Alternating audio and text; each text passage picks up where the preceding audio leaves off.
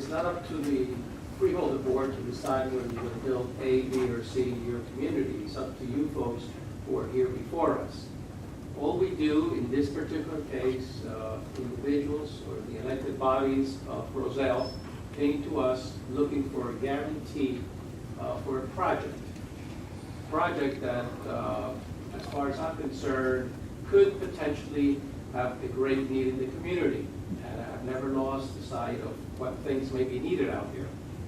Unfortunately, the information that I have received through this process has not been one that I would consider the dots are dotted and the T's are crossed. And that is something of concern in my part. In all, to be very honest, in due diligence, I am not happy in terms of the overall, how the project is presented. I think that possibly we should have done a different manner, and one of the main reasons why I decided to vote against it. I have doubts since the very beginning. I voted in, or abstained in a couple of other votes that we've had in this area. But I think Roselle needs to come together, and I think this is a learning experience for everyone. Yes, I've heard numbers here today. I've heard number on this side. I have heard number weeks ago, but I have yet to see it in a piece of paper telling me that this is how this will be funded by my friends who live in Roselle, who unfortunately are under the $45,000 a year income, will be being challenged in the amount of money or taxes they will be paying. Because I can truly tell you that taxes do not go down.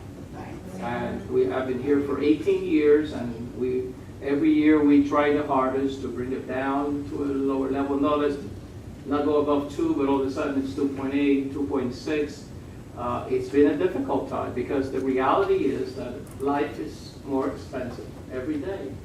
If you notice the gas, and just the other day after what happened in Texas, I am pumping gas at the Sam's Club, and right across the street we have the refinery in Linden that we all have to deal with every day of our lives, and I'm paying 27 cents more per gallon of gas.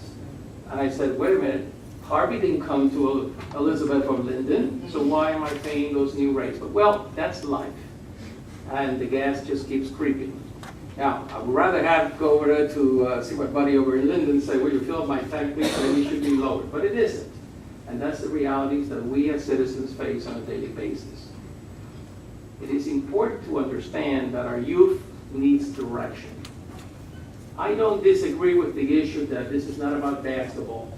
This is about giving our young people the opportunity to do better for themselves and their families in the future. And as Archange spoke about his family and his experience, I know very clearly that that is a very common situation that we find across many of these cities in Union County. There's no easy answers. I think it's very difficult. In terms of following the law, I don't think anybody sitting at this table is violating any laws. Okay, whether we like it or not, until elections are actually funded through public funds, nothing's going to change.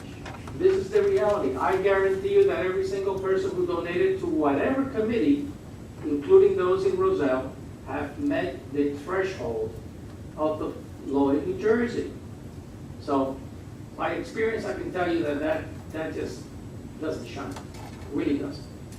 And people have the right to make donations one way or the other.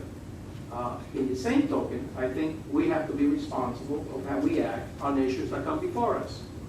And I think to a certain degree, every single individual is here things on their own, and they make their own determination whether they feel the project should work or not. I'm one of those who may, in this particular case, feel that I haven't got everything that I need to make a well-informed decision, one that I would be happy with. So, all I can truly say is that time will tell, and all of you folks need to work very hard to ensure that if you feel this way, that it's time to make some changes. And it's up to you. That's all I can say. Thank you.